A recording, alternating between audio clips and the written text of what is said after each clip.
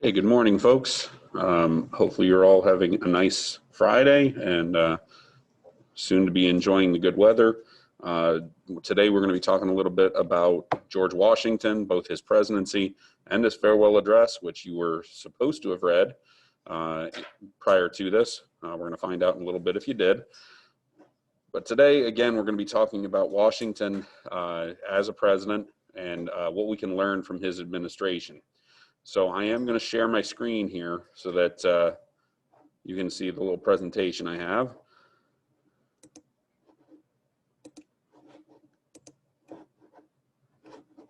Okay.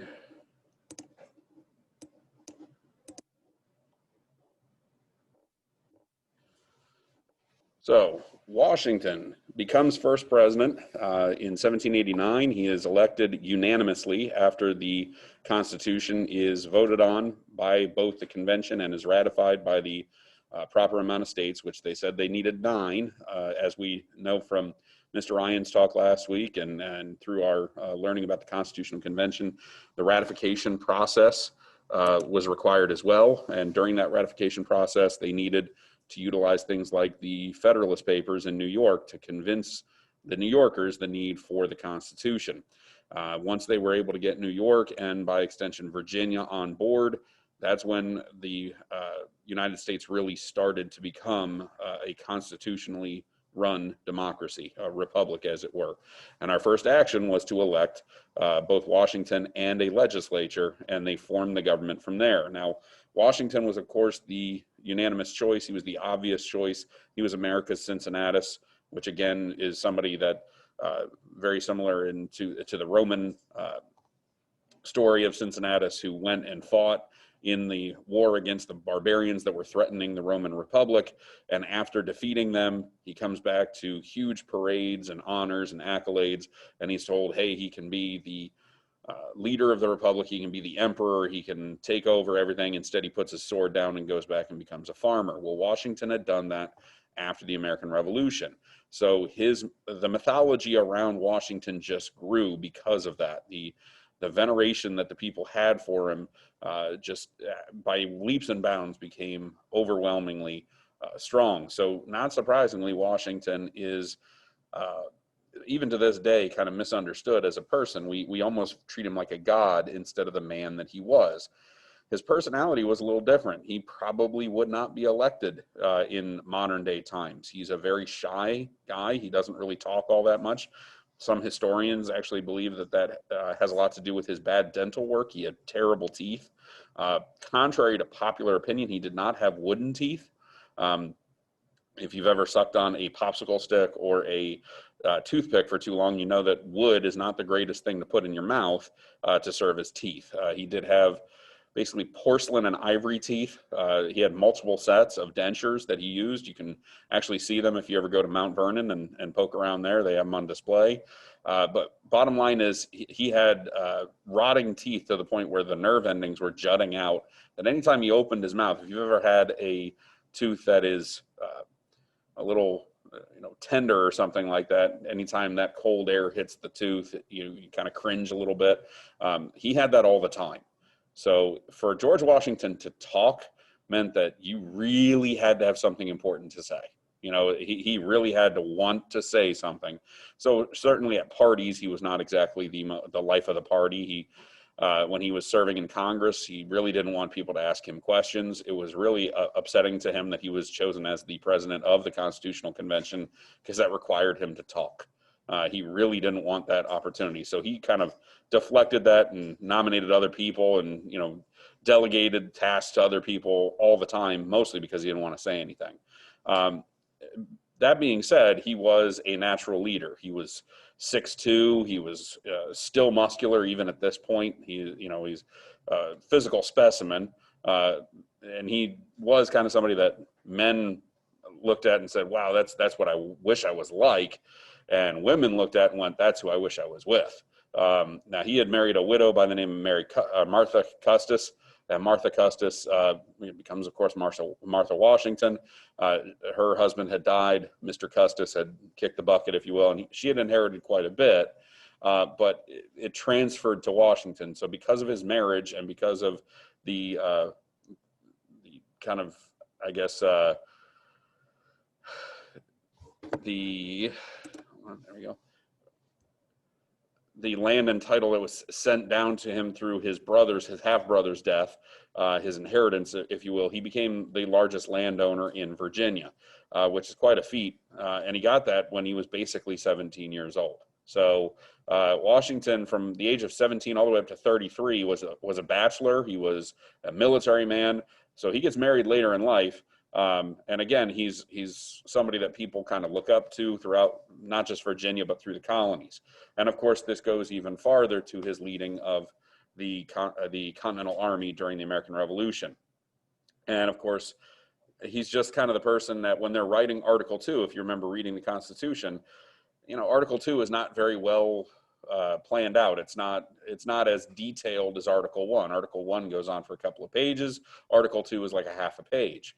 And the idea was, well, we'll turn over this job to Washington and he'll figure it out. So even at the inauguration, when he's taking the oath of office, he becomes what is known as the precedent president, meaning a precedent is something you do and then you follow in the future. You kind of continue on and you do the way that he did it, and you do it over time, following him because he thought it was a good idea. So not surprisingly, the inaugural address was changed even by him. He gave the constitutional, hand on the Bible, which by the way is not part of the Constitution. At no point does it say you have to swear in on a Bible. You don't have to swear in on anything. You can literally just raise your right hand and swear.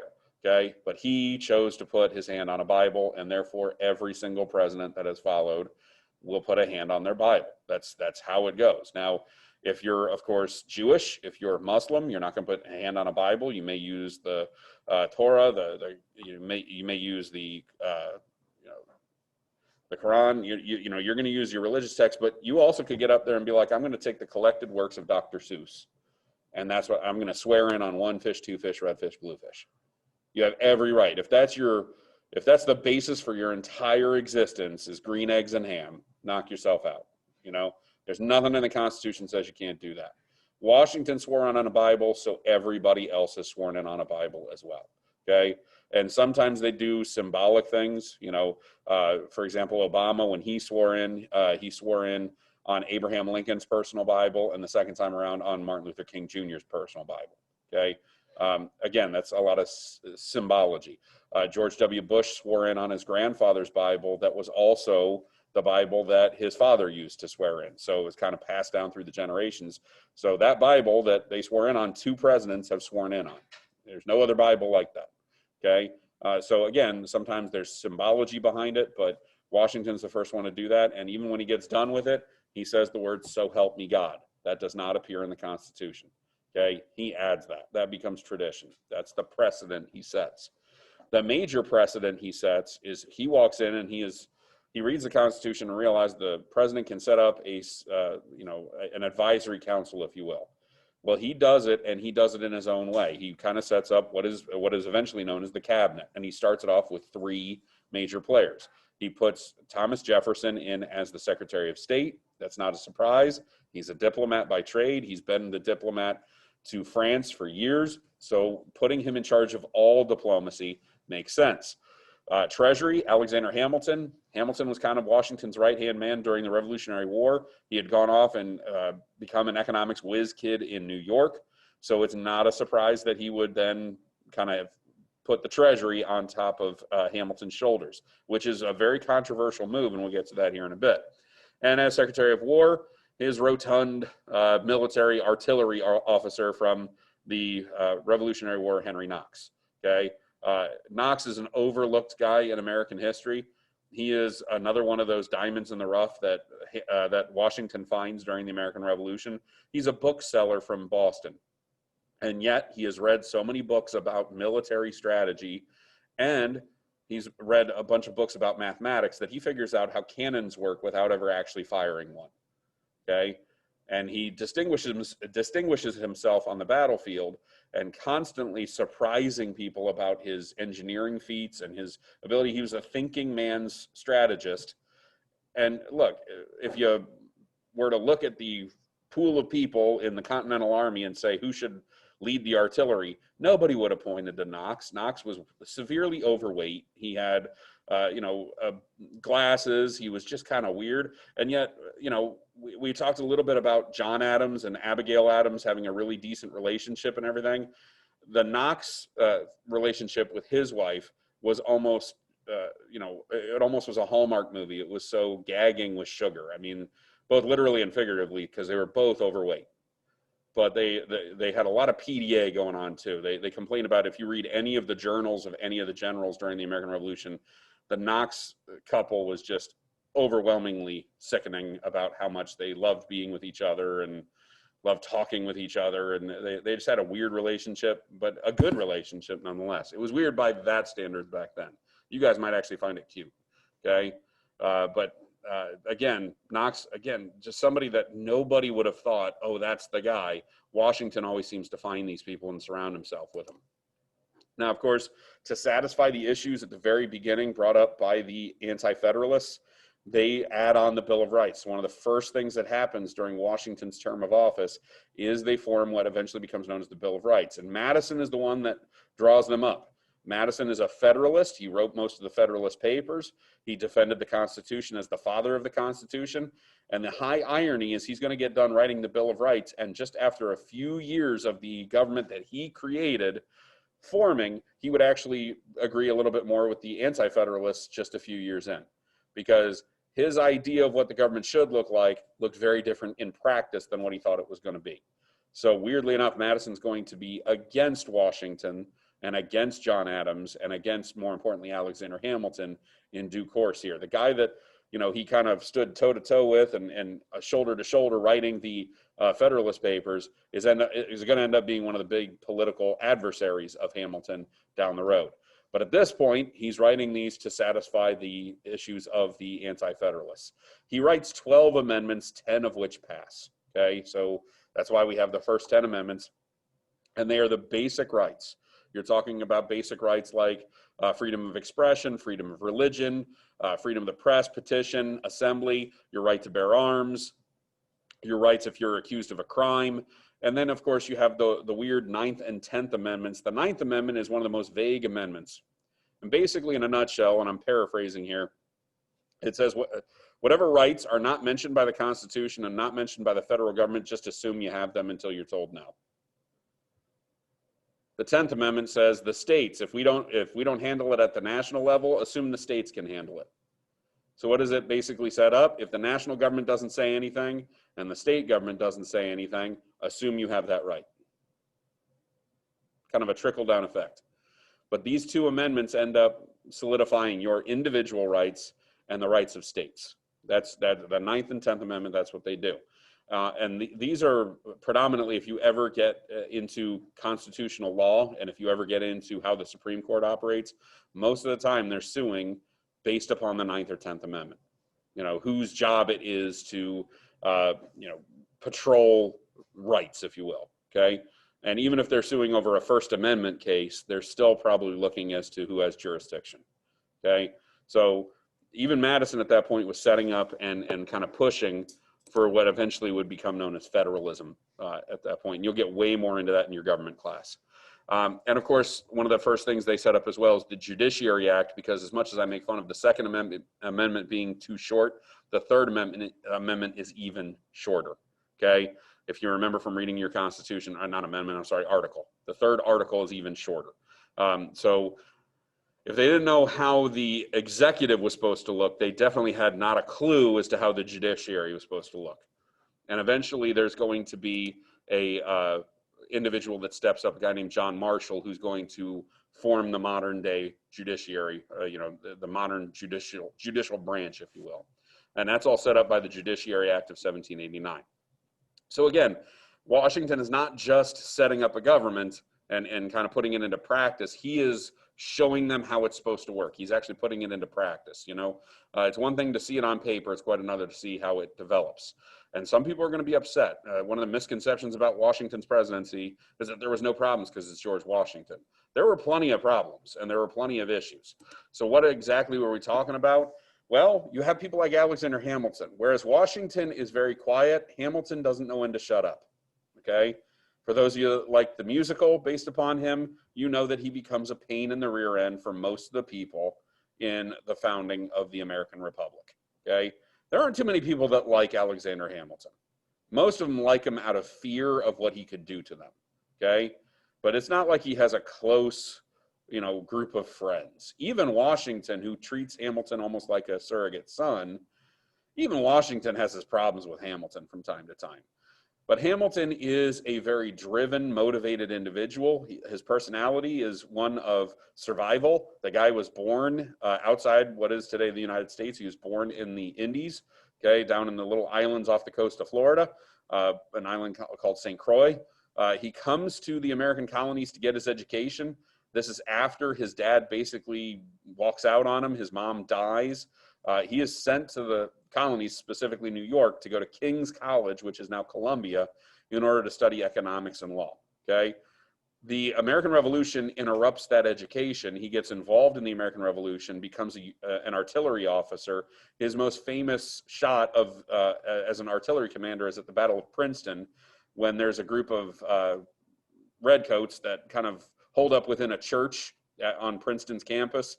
And that's kind of their last line of defense, if you will. And he fires a shot into the church that kind of scatters the soldiers, because the soldiers watched this cannonball come right through the wall. It decapitated a picture of King George III. They had a portrait hanging there. It went right through the guy's head, the portrait, and all the soldiers took that as a bad sign. That, all right, well, if they're decapitating our king, I guess we probably should surrender. So they ended up surrendering. Okay, Washington was very impressed by this young, hot-headed artillery officer, so much that he promoted him to his general staff, and he ran Washington's staff for the remainder of the war. They had minor little tiffs here and there, a major one at the end of the American Revolution, but Washington learned over the years that this is somebody I can depend upon and somebody that just gets stuff done. So not surprisingly, when Hamilton takes over as the Treasury Secretary, he realizes there are a ton of debt from the different states, and every state has a different level of debt. Now, there are a few states that had none, but there are states like Massachusetts and Pennsylvania that are swimming in debt. So they realize very quickly that this is why things like Shays' Rebellion happen. This is why some of these governments are kind of somewhat faulty. And Hamilton realizes that debt is useful. So he comes up with a plan called the assumption of debt. The assumption of debt basically means that the United States government, which is newly formed under the Constitution, will assume everybody's debt. That everybody's debt now goes into a big pool of money, okay, or a pool of debt, if you will, that he can use. Now, first of all, that alleviates the states that are heavily in debt. But what happens to the states that aren't in debt anymore? Now they've got to pay through taxes to get rid of that debt. Now, Hamilton's argument is it's everybody's debt. We were all in the Revolution. And why does Massachusetts have so much debt? Because the war was fought there. They had the front lines, if you will. So too did Pennsylvania. Why does Georgia not have that much debt? Because they're way the heck out of the way. There wasn't a huge revolution there. There wasn't a problem there. Why did Virginia not have that much? Because they focused in on trying to pay it off very quickly after the American Revolution ended. So some states were better at paying off their debts than others. And that would be the counter argument, is why does Virginia have to pay for Massachusetts when Virginia's already paid off their own personal debt? So you have a states' right issue. It becomes very contentious. Now, again, why does Hamilton want to do this? Aside from alleviating the burden of the debt on the individual states, what can you do with debt? With an economist, depending upon their view, an economist would look at it, and some, under the Hamiltonian vision, would say debt is useful. You can, by paying it off little by little, you can prove to creditors that you're dependable, that you are a good person to kind of, let's put it this way, you've heard of credit scores, hopefully, okay? That's what they're looking at. The United States, does it have a good credit score? Does it have something where if we loan you money, you're going to be able to pay it back? You've proven that you can do that. So for example, personally, when you guys grow up and have a house and a car payment, things like that, lenders are going to look at your credit score based upon how you pay off your mortgage. Do you pay it off on time? Do you pay off your car on time? If you've paid off a car in the past, did you pay it off in total? Did you pay it on time? Did you do what you needed to do? You know, when you made an agreement with a bank and a lending institution to take money out and everything, did you pay it back? Did you do it on time? So Hamilton's using that as a national level, you know, that he's going to use that debt to prove that we can loan money, which allows us then to grow our economy. It allows us to grow. And more importantly, if you remember, what's the one thing that they have to create by this point? They have to make an army and a navy, because we don't have a national army and the navy. Now, who does that panic? The anti-federalists, because this is way too much power. Now the central government not only has the political power under Washington and the Congress, now you're putting all the economic power in the hands of Hamilton. And remember, there are a lot of people that don't trust this guy, okay? Hamilton, and look, this is a guy during the convention that basically was proposing that George Washington become King George the First, okay? So, and look, anybody, and I know many of you at home aren't here, I'm looking at the people in my room. Anybody know why it would be a problem if I made George Washington King George the First? Okay, we'd be a monarchy, which we just fought against. I'm sorry? It would go full circle back to the British model. But anybody know why would it be a problem in a monarchy? What do you need to have in order to have a continuous monarchy? An heir, right? A child, a son. Washington doesn't have any children. He never had any children. A lot of historians wonder if he was impotent. Some historians wonder if he was really all that interested in Martha. Okay? I don't subscribe to that theory, but there are people out there wondering, why did Washington, the most virile, masculine guy in Virginia, how did he never have children? The simple answer is he probably, for lack of better terminology, was shooting blanks. Okay? Poor guy. Probably blame it on the saddle. You know, he was constantly riding around in military uniform. The poor guy probably couldn't have kids. Okay? But bottom line is, in a monarchy, if you don't have a kid and the king dies, what happens? It goes to maybe goes to somebody related to him, or war, right? And then, of course, the third option, it could go to Hamilton. You know, his surrogate son. He always treated me like a son. There were always people in the background that wondered if Hamilton was just trying to finagle his way into power, okay? Which is probably true, okay? If you read up on Hamilton, you'll find out that the guy was always trying to find the next level of power. How could he kind of weasel his way in? So there is a lot of fear of putting the money and the political power all in the same location, and that the states were losing their control. So there are certainly critics and there are certainly supporters. The main critics end up becoming what becomes known as the Democratic Republicans under Jefferson and eventually Madison.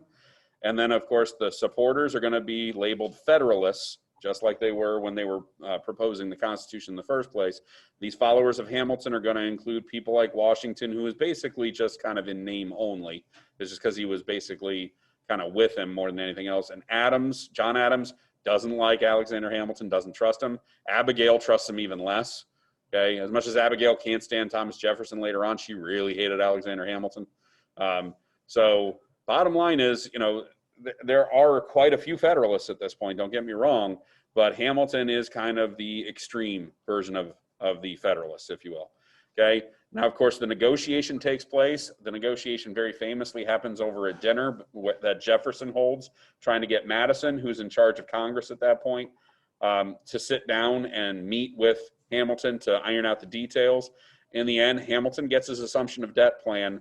Madison finagles that the new national government will be more Southern based, and it will be in what eventually becomes known as Washington, D.C., which, in case you don't know, Washington, D.C. is Washington's District of Columbia.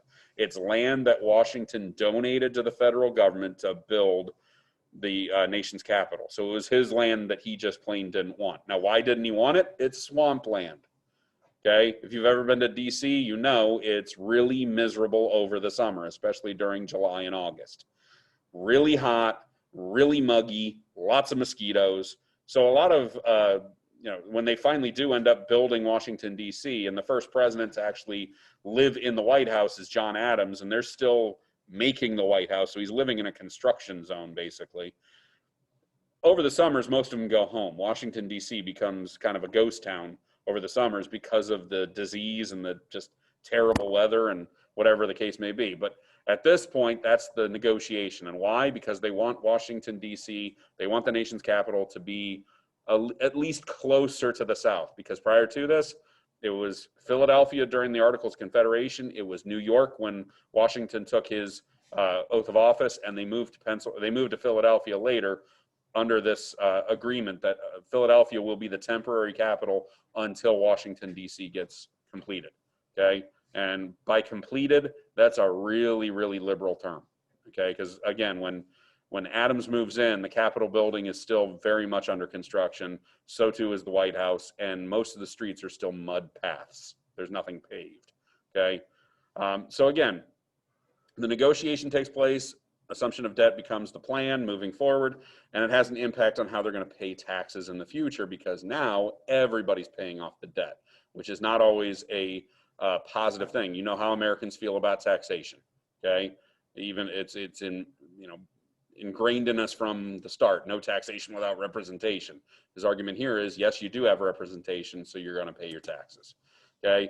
Now, of course, the next step, if you're going to have this massive amount of power within the national government to control the debt, you need something with which to manage it. So not surprisingly, they come up with this idea that the nation needs a bank.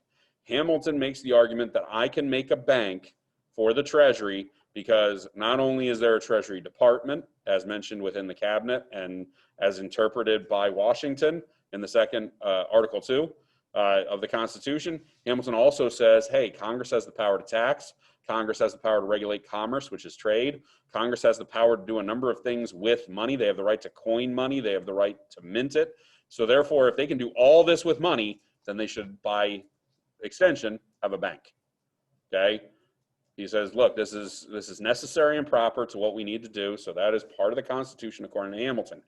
Jefferson is a strict constructionist of the Constitution and says it nowhere in the document says anything about banking. It doesn't say anything about a national bank.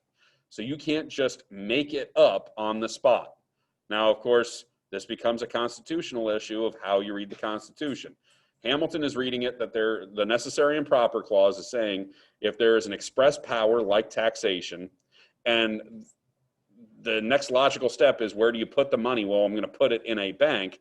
Well, then the implied power or the stretched power of that is that I can form a bank because I need it to do one of the express powers. Jefferson is saying if it needed to be expressed, then you would have expressed it in the first place. That, if you don't like it, then add it. And of course, how can you add it onto the Constitution? Is there a process to do that? By definition, what is an addition to the Constitution called? An amendment. Okay? You can amend. Jefferson saying, look, if you want a bank, then amend the Constitution to show it. Don't just do it. And that's going to be a strict constructionist argument.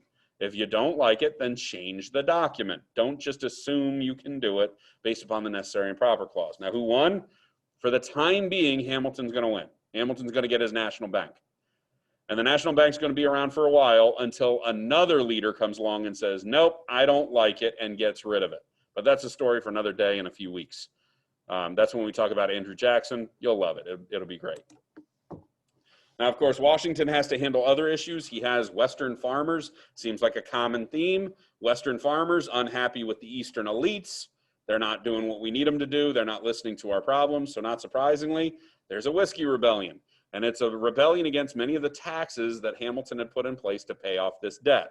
So not surprisingly, when the whiskey rebellion comes around, Washington has to deal with it. These Western farmers, who basically are farmers of rye and wheat and other things, and they use that to then create whiskey, okay, which was a very popular drink because it was safer than water. Okay, alcohol was safer than water back then. It's not something that you're probably giving to your 2-year-old, but people would drink this because it was distilled. Any sort of problem with the drink would have been killed off by the alcohol in it. So beer and whiskey are very much ingrained in American culture. So is wine, for that matter. Anything that goes through a process of cleansing. Water was not clean, so the chance of you getting waterborne illnesses was still very high. So whiskey was a popular drink of choice.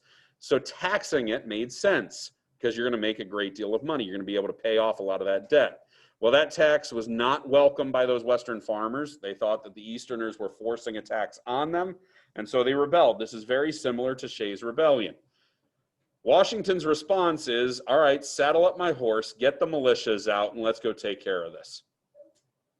He is still the only commander-in-chief of the military to ever lead the military into a conflict. Can you imagine Donald Trump hopping into a tank going, let's go? Maybe you can, I don't know. But bottom line is, it's not exactly something that you envision the president doing. Washington saddles up the horse. Now, why does Washington do it? Because he knows that if Hamilton does it, he's going to go out and kill these people. Okay? He doesn't trust Hamilton to do it, even though Hamilton is kind of in charge. Okay, so Washington kind of rides out, and the whole point is the symbolic nature of Washington coming out. A lot of these farmers on the western frontier fought for Washington during the American Revolution. So to see their old commanding officer coming out and hearing that he is part of this, they feel really ashamed of what they're doing. And so most of them throw down their weapons and refuse to do anything. So the rebellion isn't so much a rebellion as a massive protest that's very, very, very uncomfortable. Some of the ringleaders go to jail for a little while, but Washington even pardons them using the pardon power because he doesn't want to punish these guys. He wants to send a message that, hey, you're going to follow the law and you're going to pay your taxes, but he doesn't want the American government to have blood on their hands, okay? Hamilton disagrees because he thinks these guys should be punished, but Washington takes kind of a more cautious approach, if you will. So the Whiskey Rebellion ends up being our test of the Constitution, whereas Shays' Rebellion proved that the Articles of Confederation didn't work. Whiskey Rebellion proved that the Constitution did work, okay, because they didn't have a problem putting this down. They were able to handle this, and it proved what Madison said in Federalist 10, that faction would be taken care of by the government, that you could still have people rise up against and really kind of protest and everything, but that the country would survive that would be okay. The Constitution has avenues to make sure everything is taken and controlled, if you will, okay? Now, of course, Washington also has other issues. Political parties start to develop during this time period. Now, they are not like the Democrats and Republicans to this day. They're more ideological than they are anything else. Democratic Republicans are basically just followers of Jefferson's interpretation of the Constitution at this point. The Federalists are basically followers of Hamilton's interpretation. But it's not like they're holding big political rallies going Democrat, Republicans, Federalists, Federalists. This is not how they're operating, okay? It's more of an ideology. It's more of a belief structure, and that's about as far as it goes. It's not like the modern day political parties. There are splits, though, in ideology because of major events. The French Revolution happens the exact same year that the Constitution gets ratified. We elect Washington, and we hear about this French Revolution that eventually is going to depose Louis XVI and install a new French Republic. From the beginning, the Democratic Republicans under Jefferson think this is a wonderful thing, that this is a continuation of the American Revolution. This is not the case with the Federalists. The Federalists are like, this is concerning, that you're putting way too much power in the hands of people. This is, we got to be wary of this. And who ended up being right in that? The Federalists, because out of nowhere, they decapitate Louis XVI, and the Republic starts to fall apart. And in just a decade, you have the Reign of Terror, you have all kinds of problems that happen in France, and you eventually end up with a military dictator in the form of Napoleon. So obviously the Federalists were right to be a little wary of this, okay? Washington took the cautious approach by declaring neutrality. Once this happens and the British and the French start fighting during the French Revolution, which eventually gives rise to Napoleon, the United States decides to stay out of it. They just declare neutrality. They want no part of this, and they stay out of it. Okay, so he takes kind of the middle road. He gets a tremendous amount of flack from Jefferson on this. In fact, Jefferson resigns as Secretary of State because of this. Okay, He really doesn't like it, and he spends the next 4 years blasting Washington as being a feeble old man that is just really confused. He gets the Biden treatment, basically. Okay, so that's what happens. Jefferson writes some pretty vicious stuff, and it's never, it's under pseudonyms, but everybody knows it's Jefferson. If you read the Declaration of Independence, you know how he writes. So when you read these articles in the newspaper and it's under pseudonyms, you're still going, it's Thomas Jefferson. They know, because these guys don't dumb down their language at all, because that would be ungentlemanly. They still don't sign their name to anything, but it's ungentlemanly. Okay. Now they also have a problem with a guy named Citizen Edmund Genet. Citizen Genet comes in. He proclaims himself to be the diplomat for the French Republic, the new French Republic. And he comes over to try and galvanize support within the United States for American support of the French Revolution. And of course, American support of the new Republic. Washington gets annoyed with this guy, basically tells him to stop traveling around the country, stop, rousing up all this political fervor for the French. When Genet basically calls him out and says, you're not really all about democracy and you don't support the rights of people and you're not an Enlightenment thinker, Washington, and very rarely does Washington lose his temper, but he does at Genet, and he basically says, get out of this country before I lock you up. You're here illegally, get out. You're not the diplomat that we recognize. So either, shut your mouth or get the heck out. And that was very uncharacteristic of Washington to lose his patience. So to say that we have problems with France during that time period is an understatement. We have problems with Great Britain as well, because they haven't left Canada. And so John Jay is dispatched, our career diplomat is dispatched over to England to try and solve these issues. Now, what does Jay have to deal with? What does he have to negotiate with? Nothing. Our army is kind of dilapidated and kind of a joke. Our Navy is really non-existent by this point. We are a fledgling republic and we don't have a strong economy. So how in the world do you negotiate with arguably the strongest nation in the world? It's Jay's going into a poker game with 5 cents and a dream. England's got, millions and millions of dollars, and they know how to stack a deck of cards. So how does Jay negotiate? He basically is trying his best to get the British to live up to the agreement they made in the Treaty of Paris in 1783. By negotiating with Great Britain and signing Jay's treaty, it basically was kind of giving in to a lot of British demands, and it was perceived at home to being weak. And everybody kind of said, oh, John Jay's just being weak.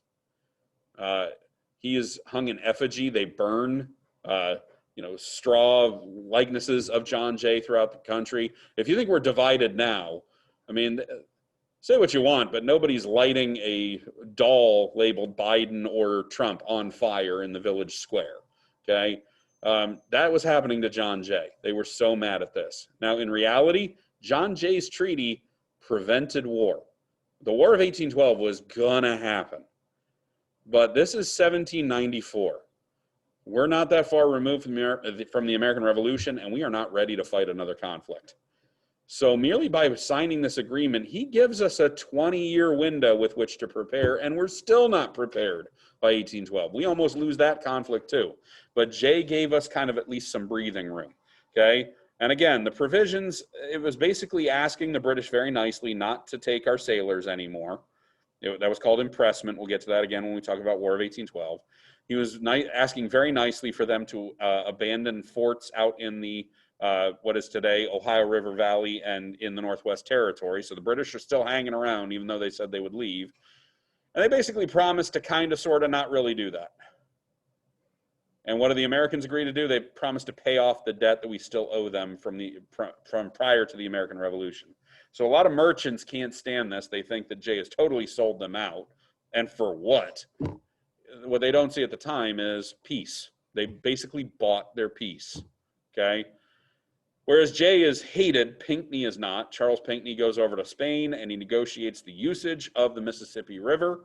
This works out splendidly for our Western farmers. Everybody's really excited about it. In 1795, everybody's going, Pinckney, yeah, that's how you get a treaty done. Yeah, we get the usage of the Mississippi River. We get to use New Orleans as a port city. That's how you get it done. What they don't realize is 2 years later, Napoleon is going to invade Spain, take it over, and then tear up the treaty. And now we're going to have to deal with France, the people that we were neutral during their time of need and didn't really honor the alliance that we had signed during the American Revolution. So Napoleon's not exactly going to be happy with us. Okay. So Pinckney's treaty actually ends up being a bad thing in the long run, even though in the short run it's perceived to be great. So just again, the hindsight is 2020, of course. At the time, both of these had very different perceptions than what they actually ended up having later on. Now, Washington, after all this, decides after 2 terms, he's tired. And back then, a lot of them kind of would say, I kind of feel myself starting to fade. These guys all kind of thought, you know what, I'm not feeling as strong as I used to. I'm feeling like I'm sicker than before. So Washington, in his journal, started writing things like, I don't think I'd make it another term.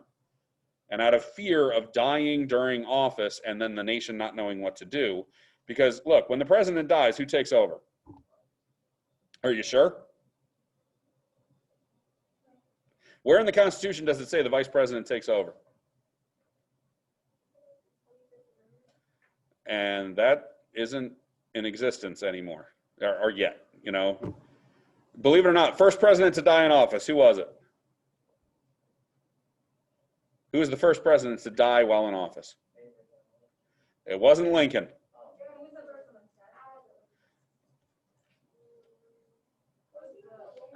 It's a popular name around this area. Let's put it this way. You have a rival high school named after him. William Henry Harrison. 9th president. He's the first one to die in office. He dies 31 days into office because of pneumonia.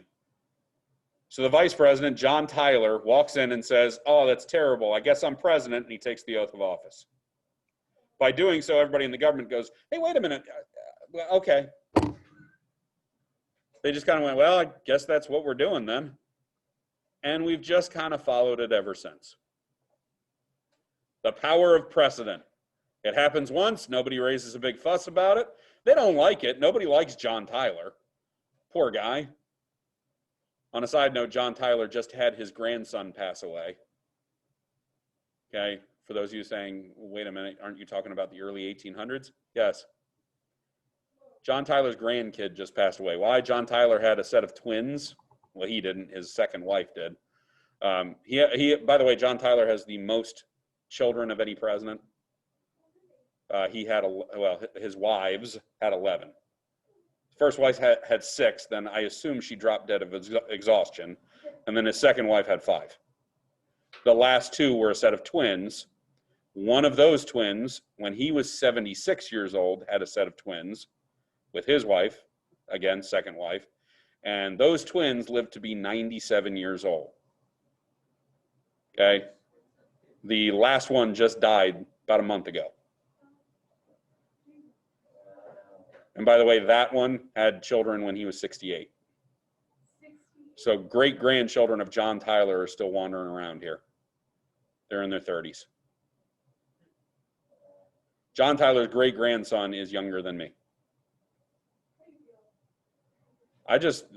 That's a really virile and, you know, talk about a family tradition there. But needless to say, getting back to this, Washington kind of says, you know what, I'm done. He walks away, but not without saying farewell. He retires after 2 terms, which again becomes a precedent. And he also produces a farewell address, which is a precedent as well. The presidents do this. They kind of write a letter or at least some advice to the next person coming in, okay? Now, Washington actually doesn't write this. Madison writes the first draft after his first term. After the first term, Washington was actually thinking of walking away after 1 term. He was convinced to run for a second term by Hamilton. So at the end of the second term, he walks up to Hamilton and says, all right, now I'm definitely leaving. You're not convincing me. Here's what Madison wrote 4 years ago. You amend it to whatever needs to change after my second term. And so Hamilton writes it out. Washington reads through and goes, yep, this is how I feel. Good call. Well done. And they publish it. Okay. So when you were reading it, you were not reading Washington's writing. You were reading Hamilton, and with a splash of Madison. Okay. In it, there are 2 things they're trying to do. And hopefully you picked up on it. They're avoiding alliances. He's warning that we should not have foreign alliances. And we shouldn't have political parties. Okay? He says these are going to be the ruination of the American Republic. Did we listen to him? On both counts, no. Because remember, Hamilton and Madison are on both sides of the political spectrum, and they're the ones saying we shouldn't be doing this. Guess who ends up being the two guys that push it to the level, to push the political parties into existence? Hamilton and Madison. Okay? They disagree on most things, unfortunately. Now, what is his legacy, of course? A centralized government that works. He avoids war because of Jay's Treaty, and for that matter, Pinckney's Treaty. Let's not sell him completely short. He does have precedents, as we said before, and the Constitution works. Now, we were going to go off and do discussion rooms and stuff like that. We're going to skip that because the people here need to go to lunch. But here's the point, and here's what I want you to do. We've gone over a little bit of what Washington wanted to do with the farewell address here. So your assignment over the weekend and then into next week, I will post this as a blank Google Doc, okay? This will be posted as a blank Google Doc today with the prompt. The prompt is quite simple, and it's very timely because we just had the presidential election, which for those of you looking at home, if you don't know, Pennsylvania and Georgia have both flipped overnight. So it's looking more and more like by the end of the day, Joe Biden may be able to declare victory, but I need to give you an air of caution here. There's nothing set in stone. They're going to have court challenges, and there's going to be recounts in many of these states, okay? So needless to say, it's looking more and more like we might have a transition of power. So with that in mind, your prompt. In this prompt, you are president of the United States. You have served as president for the last 4 years. You are leaving office, whether you got beat or whether you're just term limited at 2. What advice would you give the incoming president of the United States? What should we avoid? What should this new person do in the future? What should the goals of the republic be? You're going to write a letter to the person replacing you. Yes. It's going to be a page to 2 pages, depending upon what you need to say. I need to see that you've actually looked into some things. I want to hear some political ideology from you of what you think needs to happen. You can look into economics. You can look into social programs. You can look into war. You can look into peace. You can look into diplomacy. You can look into whatever you want. You are president right now, but in January, you will not be. So what are you handing off to your successor? What are you saying? Hey, I've been president for the last few years. Here's what I think you should do moving forward. And here's what I think you should know. Things that maybe I've learned as president that you should avoid. Okay? Yes? You want us to break it up in paragraphs or just one? I would love you all to break up into paragraphs. It's amazing how many of you still think you write all in one paragraph.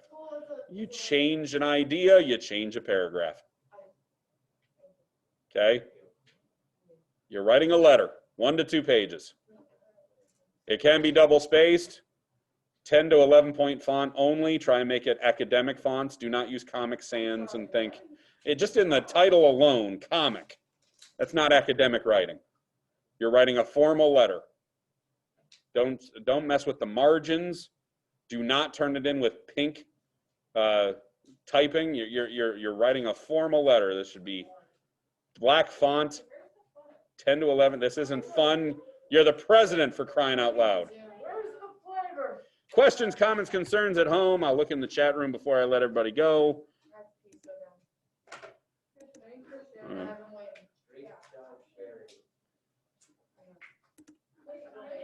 All right. All right.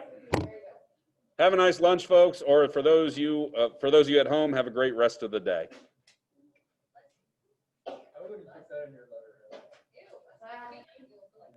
Bye, V. Bye.